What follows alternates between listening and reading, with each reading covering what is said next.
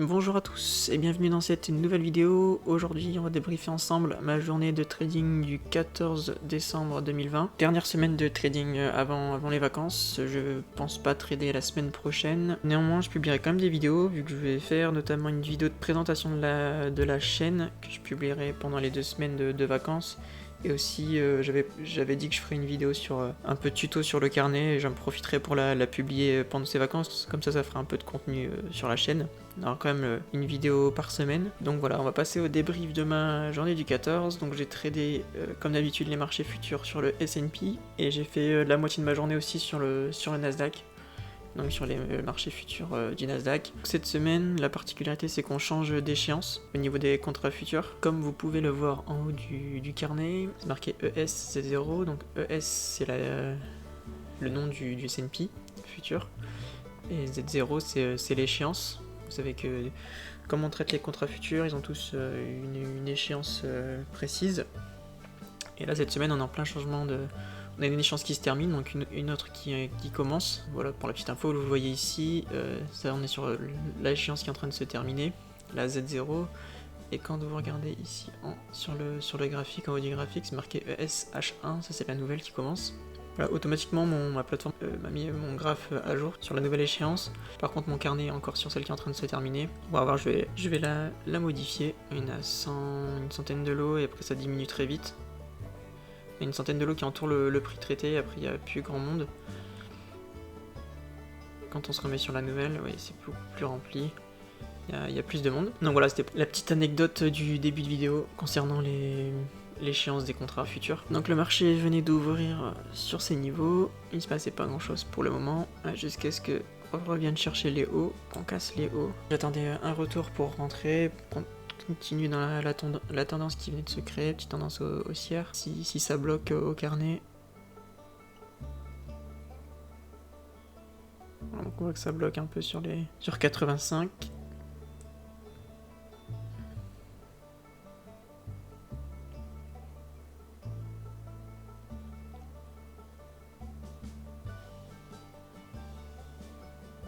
Ouais, ça tient bien. Par contre, je suis entré un peu cher. J'aurais dû rentrer 85.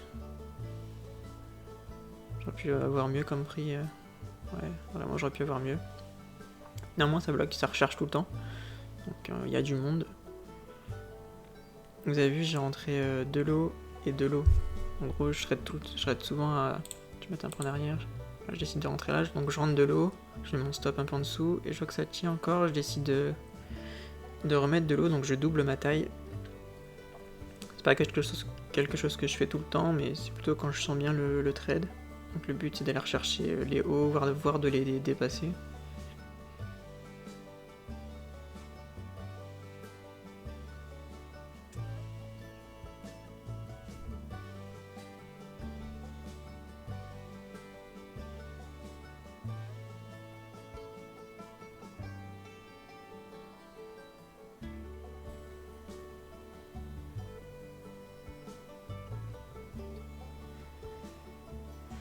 Voilà, donc là je passe mon trade flat, le marché remonte bien. Ça bloque un peu sur les hauts, mais je décide de garder pour le moment.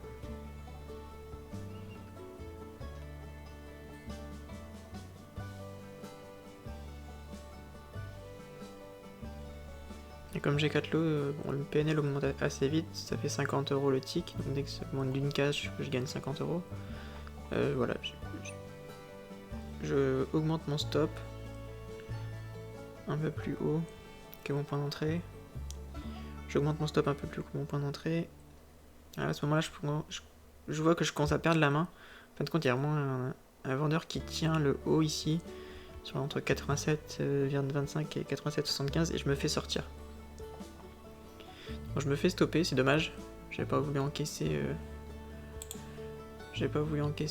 là-haut sur les 50, donc au carnet 50.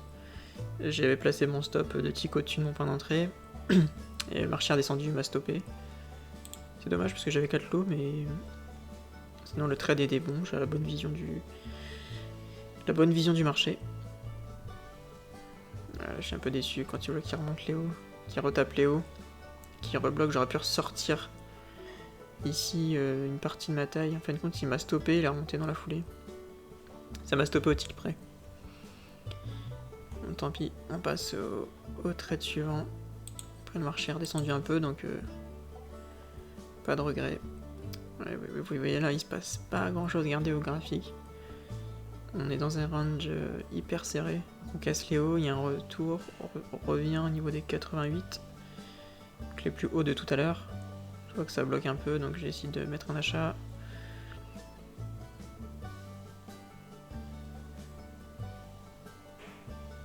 Encore une fois, j'ai pas le point parfait, c'est un peu en dessous, je pense.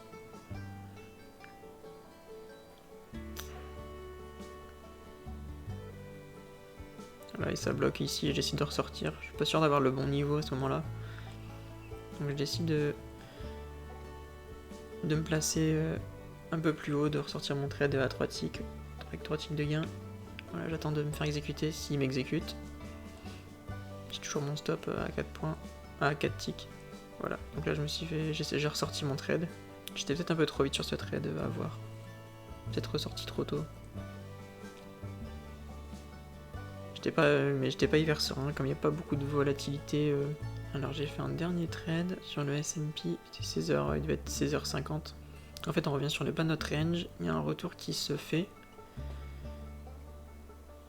Et je vois que ça bloquait un peu, du coup je décide de rentrer. Et qu'on stoppe juste au-dessus. Mais j'étais pas très fier de ce trade, je vois que j'ai pas du tout le bon point. Et le fait qu'on revienne sur le bas du range, il y a de fortes chances qu'il y ait pas mal d'acheteurs qui se manifestent. Voilà, et vous voyez le...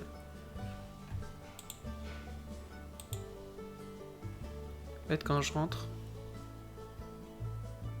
il commence à y avoir des grosses cases qui sont un peu devant moi. Vous voyez, j'ai 400 lots, 300 lots, 300 lots. Voilà, donc j'essaie de le ressortir dès que je fais le petit gain. Oui, on bute sur le 78 où il y a 386 lots.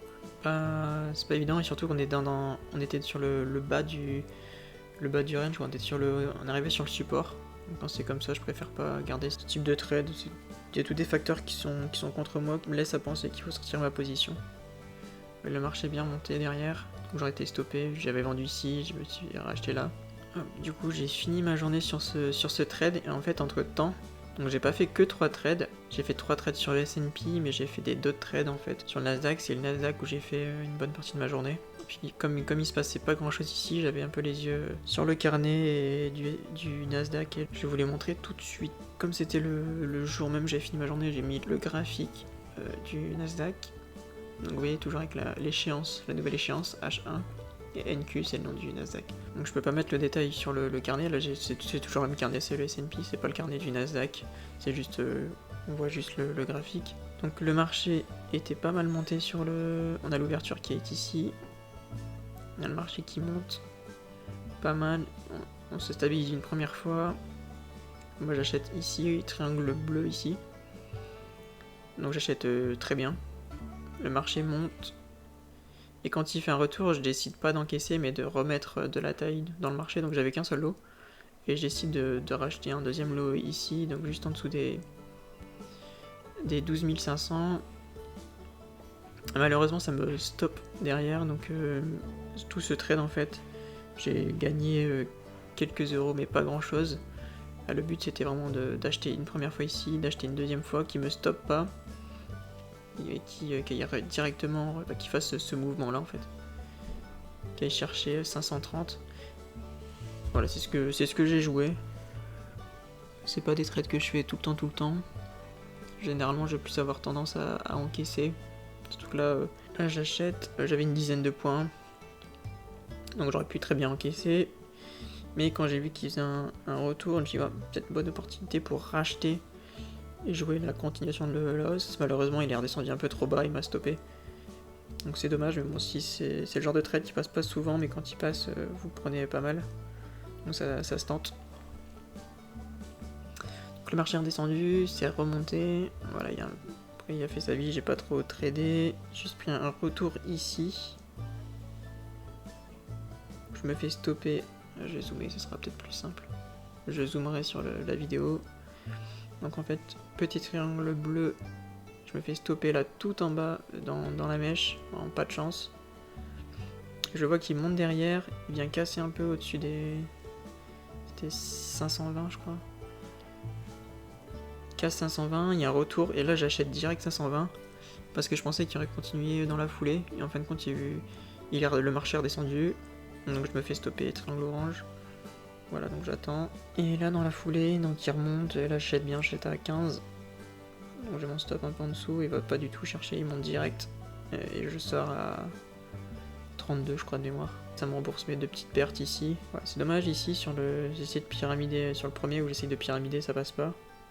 Mais voilà, c'est correct, surtout j'ai fait aussi des gains sur le S&P. Voilà, du coup j'ai arrêté ma journée sur ces trades. J'espère que la vidéo vous a plu. Même si je trade pas du coup pendant les 15 jours qui vont arriver, il y aura quand même du contenu comme je l'ai dit, qui va être publié sur la chaîne. Et puis voilà, n'hésitez pas à liker la vidéo si ça vous a plu, moi ça m'aide pour le référencement. À laisser un commentaire si vous avez des questions ou des remarques. Et puis je vous dis à dans quelques jours pour une prochaine vidéo. Salut!